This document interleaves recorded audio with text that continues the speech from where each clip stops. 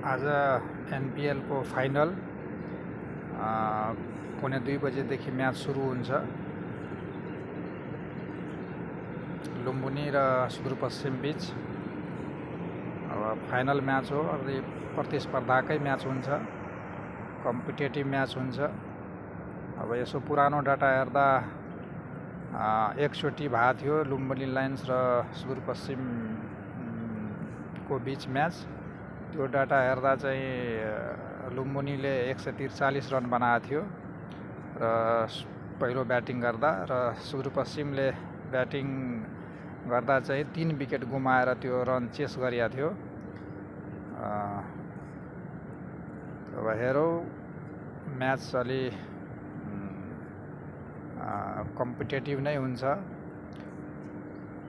अब आज final match हो। सुदूरपश्चिमले राम्रो गरिरहेछ। त्यसले एकचोटि मात्रै म्याच हारेको थियो, त्यो विराटनगर किङ्ससँग अहिलेसम्म। त्यसलाई फाइनल चाहिँ जित्नुपर्ने यसपालि। हेरौँ के हुन्छ।